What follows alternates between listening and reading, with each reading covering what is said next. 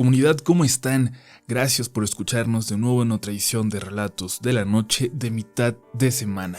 Esperamos encontrarles bien y que estén listos y listas para su dosis de historias de terror.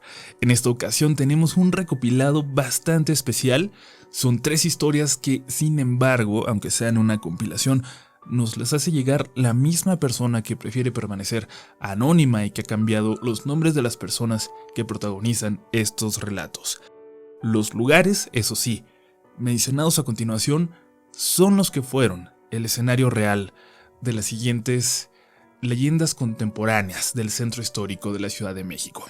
Suscríbete si no lo has hecho y sé parte de esta comunidad, la mejor comunidad de YouTube. Solo tienes que ir a los comentarios para comprobar esto y vamos a las leyendas de hoy. Estás escuchando Relatos de la Noche.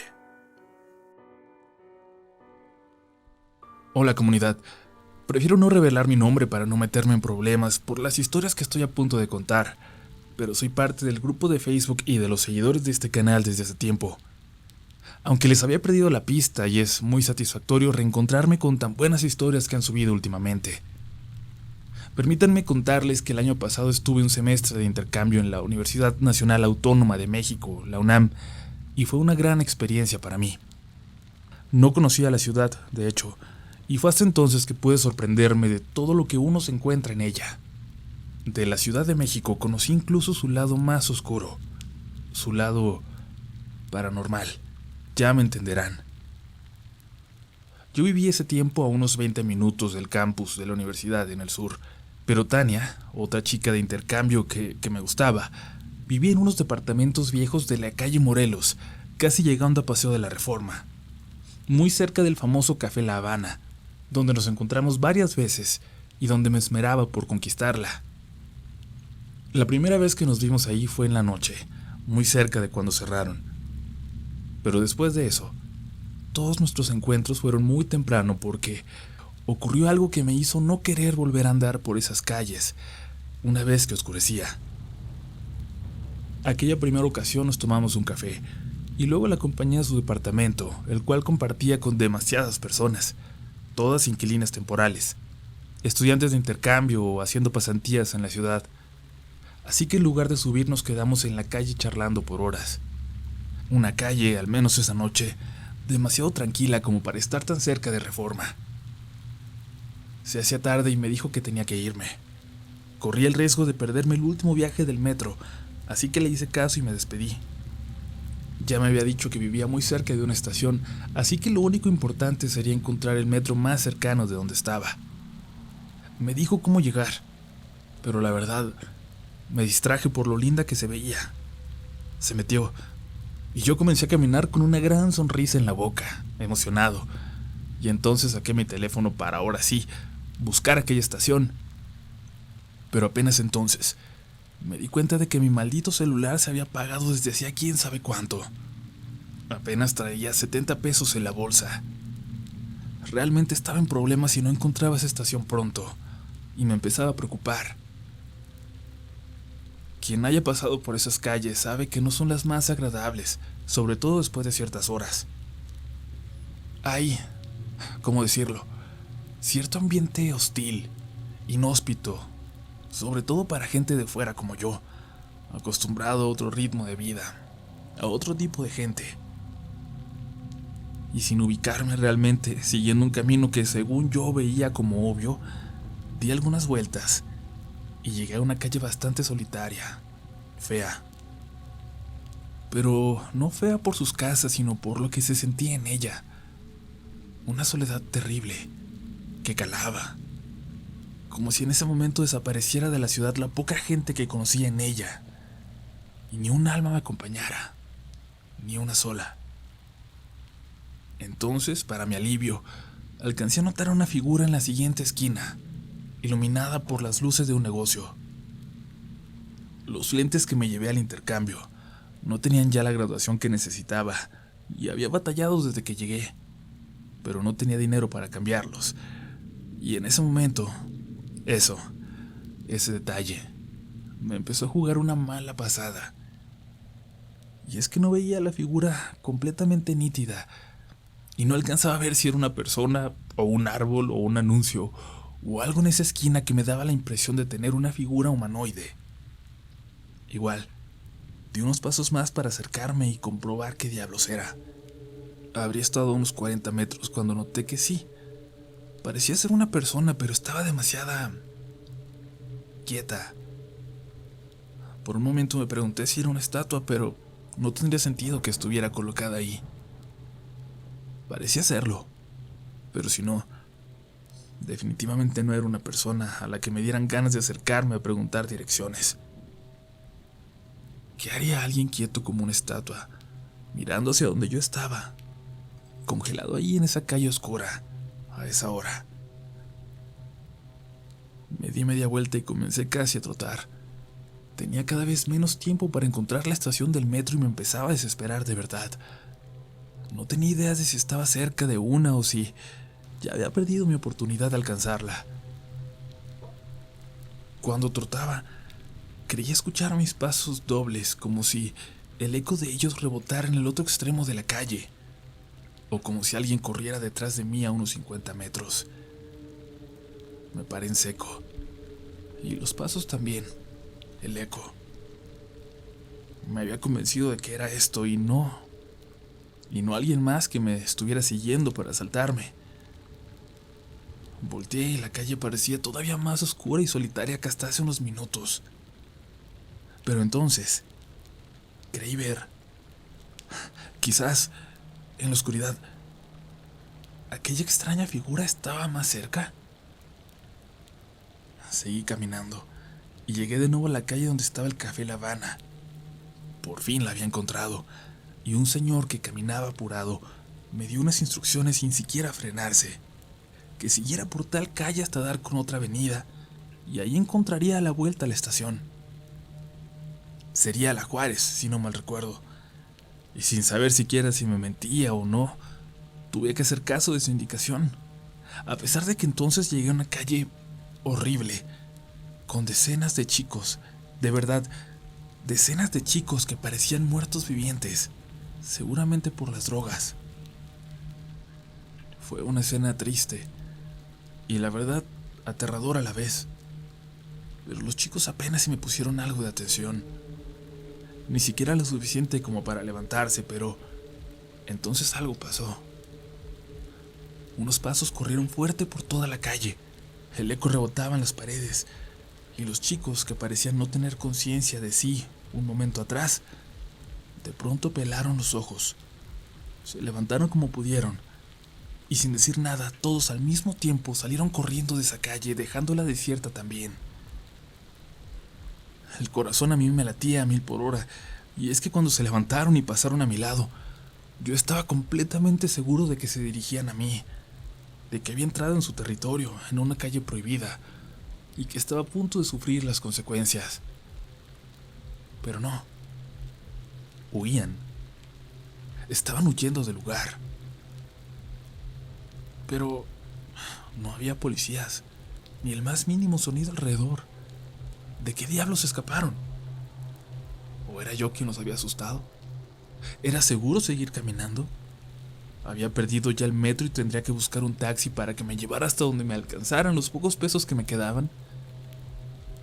En unos instantes me hice todas esas preguntas en la cabeza, y en medio de ellas lo vi, en la esquina, de nuevo.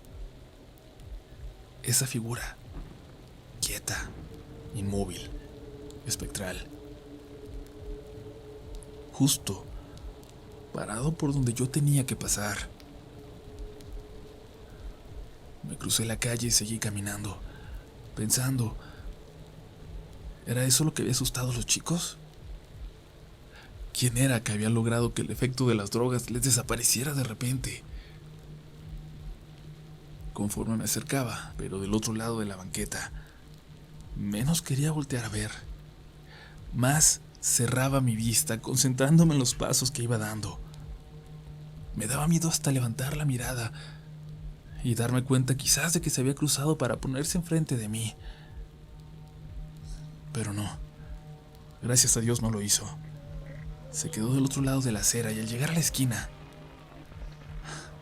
algo me hizo ver algo me hizo voltear. Les juro que eso era un maniquí. Un maniquí de otra época, como si se hubiera salido de una tienda de trajes antiguos. Y seguía mirando hacia el lado por el que yo me acercaba a él. Tuve miedo, mucho miedo, de que en ese momento volteara hacia mí. Empecé a correr como alma que lleva el diablo, y el letrero del metro apareció frente a mis ojos más adelante como un regalo del cielo, como una señal de salvación. Apenas alcancé ese último viaje, y mientras avanzaba hacia mi casa, comenzaba a reírme de mí mismo, convenciéndome de que mi miedo me había causado alguna alucinación. Y eso pensé por días hasta aquella fiesta, en un departamento cerca del centro histórico, cuando me atreví por fin a contar esta anécdota y me di cuenta de que no era el único que se había encontrado con esto, y que esta cosa no era la única leyenda que ronda esas calles de noche, las calles cercanas al centro histórico de la ciudad. Pasé por Tania semanas después, luego de que no le había mencionado este incidente ni a ella ni a nadie. No sé ustedes, pero a mí me daba algo de vergüenza contar algo que iba a sonar como a una locura, como a supersticiones. Y bueno, si ya de por sí de vez en cuando hacían chistes sobre que venía de una ciudad pequeña, pues ni para qué moverle y darles más oportunidades de burlarse. Pasé por ella y nos dirigimos a una fiesta en el departamento de un chico que salía con una de sus amigas. Era en el corazón del centro histórico, y yo esperaba al llegar otra cosa, algún lugar de mala muerte o viejo, pero para mi sorpresa era un lugar sumamente lujoso. La fiesta en realidad era una reunión de unas 10 personas, y al calor de los mezcales y de las pláticas que hablaban del lugar tan místico en el que estábamos, sobre todo porque todos los presentes éramos foráneos y creo que lo apreciábamos aún más, alguien sugirió alguna leyenda que había escuchado. Aquella del señor que aparecía preguntando la hora, y al recibir respuesta decía: «Dichoso usted que sabe la hora en que morirá». O algo así. La verdad no la recuerdo exactamente, pero son leyendas coloniales. No solo hay leyendas de esa época, dijo Alan, nuestro anfitrión. Hay otras tantas que existen hoy, que van más allá de leyendas urbanas, que están ahí, allá afuera, y que la gente habla de ellas, pero no salen de aquí.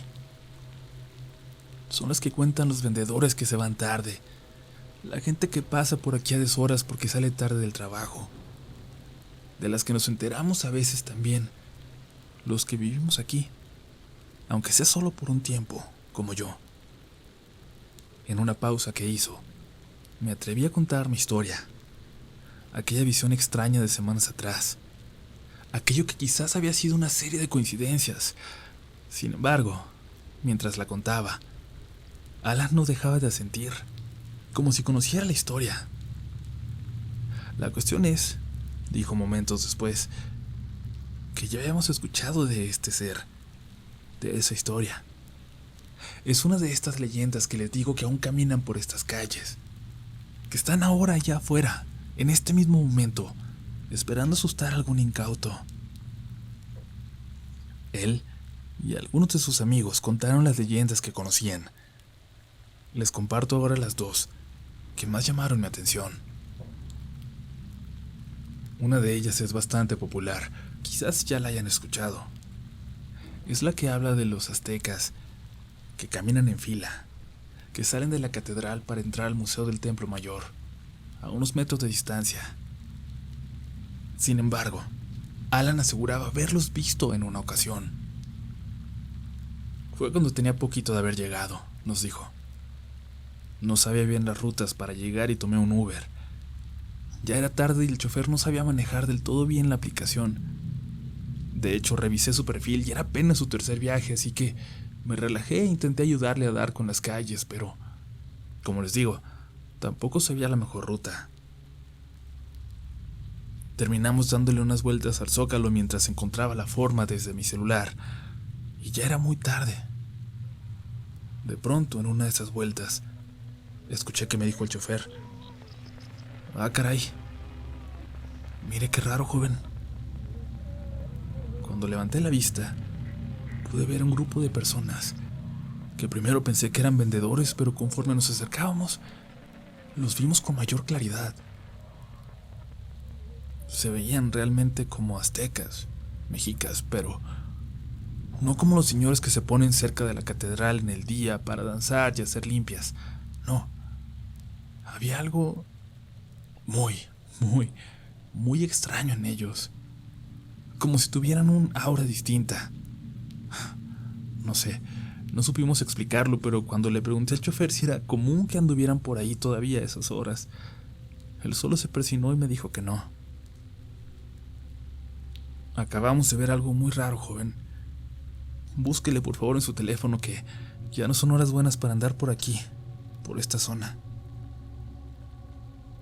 Finalmente dimos con la calle y me pudo dejar aquí. Le deseé suerte en el resto de su noche, pero me dijo que ya mejor se lleva a su casa. Creo que lo vi muy convencido de no volver a trabajar de madrugada.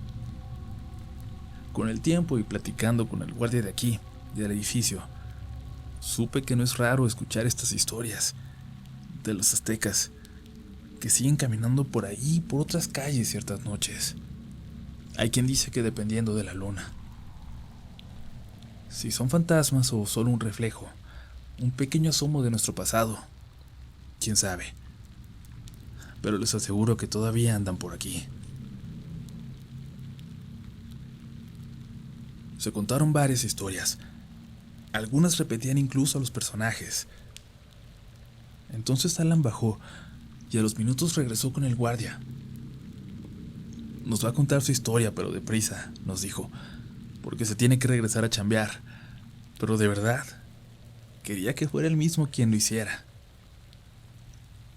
El guardia nos saludó y nos preguntó si habíamos caminado por el centro de noche, si habíamos notado la gran cantidad de personas en situación de calle que lo habitan y que parecen pasar desapercibidos en el día para volverse los dueños del territorio en cuanto cae la noche. Todos asentimos. Todos los habíamos visto. Hay algo más que habita estas calles y que a simple vista puede parecer otra persona sin hogar que tuvo la mala suerte de terminar así. Pero no, es algo, una criatura, y lo digo así porque hay quien lo ha visto como mujer y otros como hombre. Una criatura que se coloca en las calles más solitarias y que ha asustado ya a muchos turistas y borrachos, pero también de vez en cuando nos toca a nosotros. Yo me la topé caminando del metro Pino Suárez para acá. No era ni las 6 de la mañana aquella vez.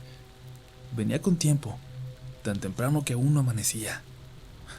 Parecía que estábamos a la mitad de la noche. Al dar vuelta en una calle vacía, vi a lo lejos a un señor tirado a la mitad de la banqueta, como si se hubiera quedado dormido ahí, todo atravesado. Y ahí cometí un grave error. Y es que no imaginé que era algo fuera de lo común, algo paranormal. Y las personas que se han topado con la criatura que les digo, dicen que lo que tienes que hacer es cruzarte la calle. Yo no me la crucé. Yo seguí caminando y le pasé por encima de las piernas. Lo brinqué. Su olor era horrible, pero no me malentiendan. No era el olor de una persona. Apestaba como debe apestar el mismísimo diablo. Cuando le pasé por encima, me empezó a gritar, pero de una forma muy extraña, como si me gritara y ladrara al mismo tiempo, como si los dos sonidos salieran de su boca y se fundieran en un ruido infernal que no se parece a nada que hubiera escuchado antes. El sonido me asustó y volteé. Empecé a caminar de espaldas, viéndolo, esperando que se callara, pero así, acostado como estaba. De una forma extraña se voltó hacia mí, y de la nada, sin verle ni cómo cambió de forma, salió corriendo hacia donde yo estaba, pero en 4 patas. Y no como se lo pueden imaginar, como un hombre en 4 patas, ayudándose con las piernas. No. Corría de verdad como si fuera un animal, una bestia que así había corrido toda su vida. El indigente que corre en 4 patas. Claro, yo también he oído de él, dijo una de las chicas que estaban ahí, interrumpiendo el relato del guardia. Pero no, señorita, no es un indigente, de verdad.